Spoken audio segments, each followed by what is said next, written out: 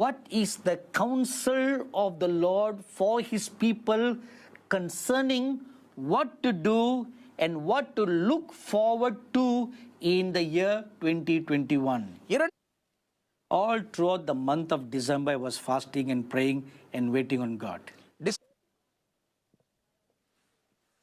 So from the 18th of December 2020 right up to 31st December 2020, I had several visitations from God where he spoke about what his mind is, his counsel is for 2021. As I was praying at 8:30 in the morning on December the 12th, 2020, came unto me like this. Tell my people to sanctify themselves in the year 2021. The year 2020 was a year of preparation. 2021, you go the next step. 2021 ஆண்டில் நீங்கள் And that is sanctification. Now let me give you a biblical incident. Bibles to Exodus chapter 19, and we will read verses 10, 11, 14 and 15. And the Lord said unto Moses, Go unto the people and sanctify them today and tomorrow, and let them wash their clothes. And be ready against the third day. For the third day the Lord will come down in the sight of all the people upon Mount Sinai. So Moses went down from the mountain to the people and sanctified the people, and they washed their clothes. And he said to the people, Be ready for the third day, do not come near your wives. This incident is a model pattern that God has given to us. What God told us to do in 2020 and what he's saying us to do in 2021 and what can possibly be in 2022 is modeled in this passage of scripture in Exodus chapter 19. The first command from God is sanctify the people. So it's a 3 days of sanctification.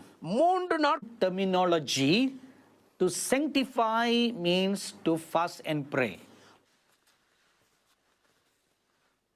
So the people kept themselves clean and holy. And how did they do that? அவர்கள் அதை எப்படி செயல்படுத்தினார்கள்? Washing all their clothes.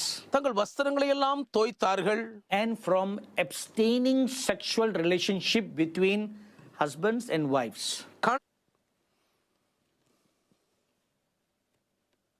And it's a 3 days process. To sanctify themselves, they are going to experience a visitation from God. The Holy One of Israel is going to visit them. They should sanctify themselves. So in the same manner, He is going to visit us. Corporately as a church body that you have been praying for. The revival that you are yearning for. The visitations and the breakthrough in the spiritual realms that you were earnestly praying and desiring and waiting for. Now it's going to happen very soon. Happen on the third day. So now God tells you, sanctify yourselves. Paid the word of God for 2020 and have prepared yourselves.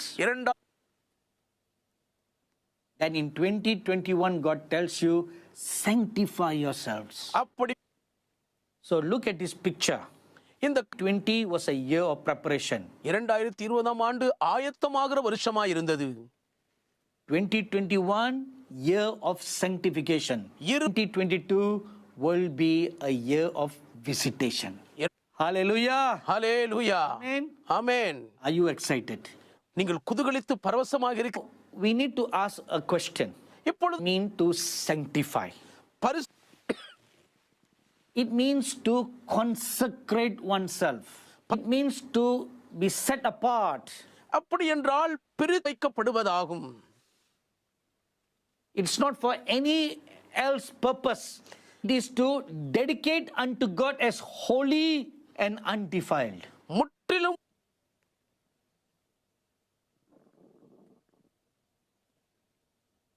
Is to touch no unclean thing. அசுத்தமானதொன்றையும் Speaking of this, I remember one thing. இ- நான் Many religious penances that we used to perform, many religious activities or penance that we do for removing of sins. Yes, and religious Hindu people will fast for 7 days or 14 days or 21 days. During those days of fasting, அந்த we- not eat any meat, அவர்கள் vegetarian diet.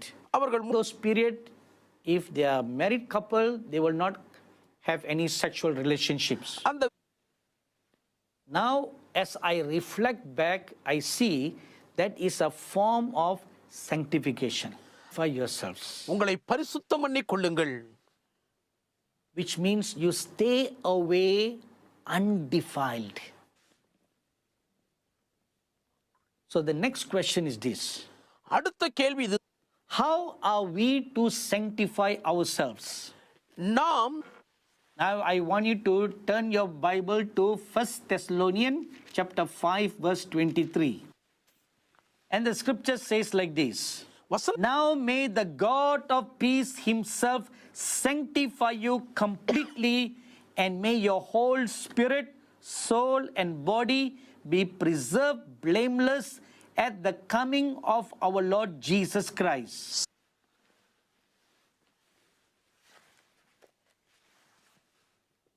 This scripture very beautifully and very simply tells us how we should sanctify ourselves. We should sanctify ourselves in 3 areas: spirit, the soul, which is the mind, and the body. Let's look at them one by one. We are to purify our heart of all impurities. முதலாவது Why the heart? ஏன் இ- Because the Bible says in Mark chapter 7 verses 20 to 23 that from the heart comes out issues that defiles our entire being. ஏன்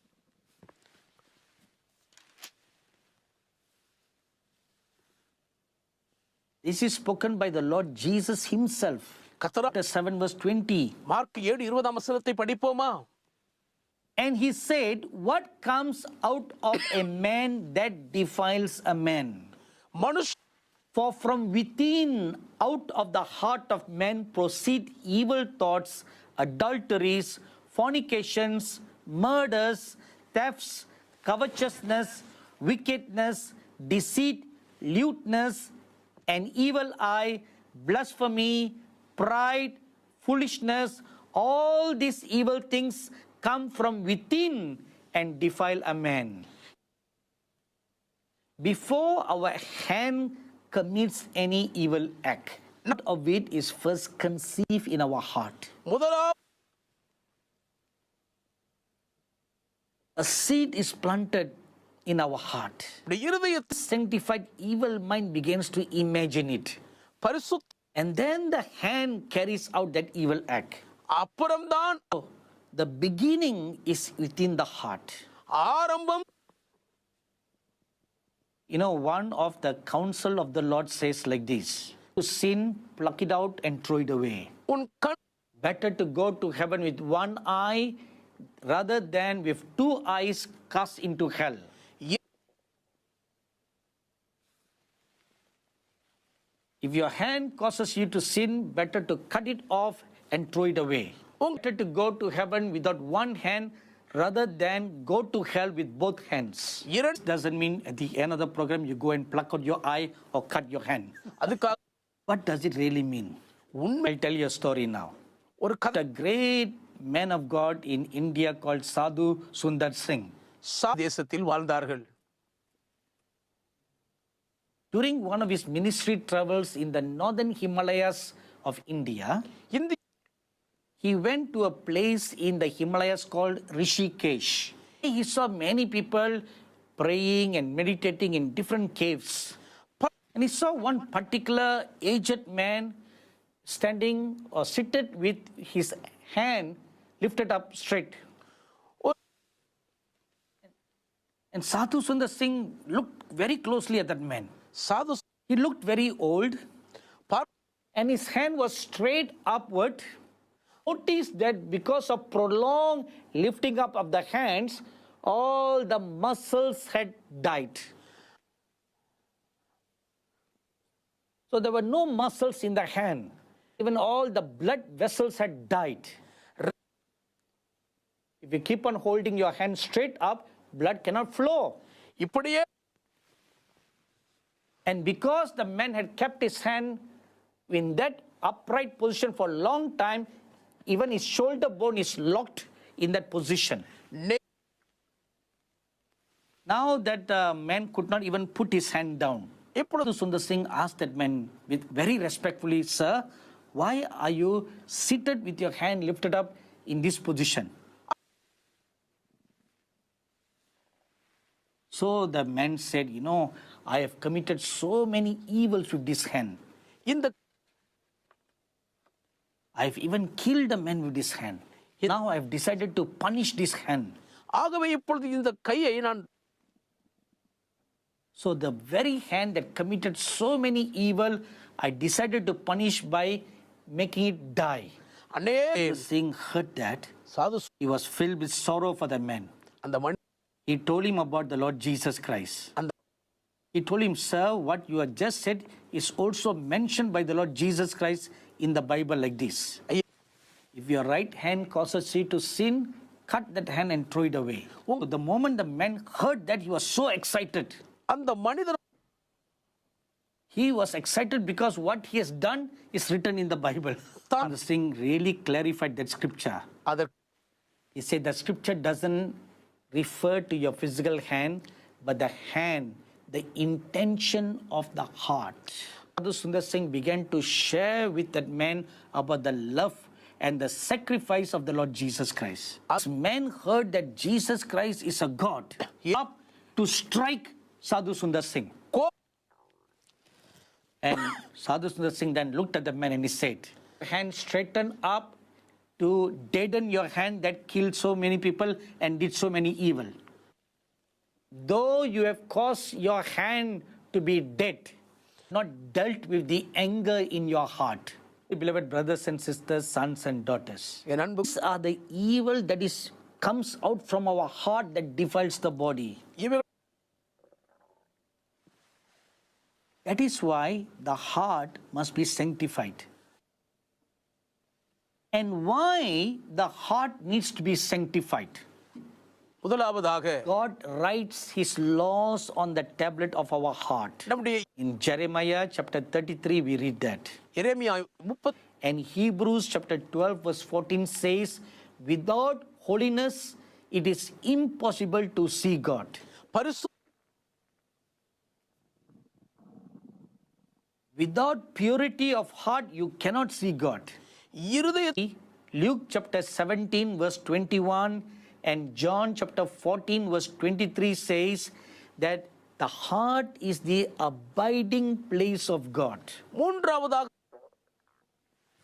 And fourthly, Revelation chapter 3, verse 20 tells us the Lord Jesus Christ comes to live in us.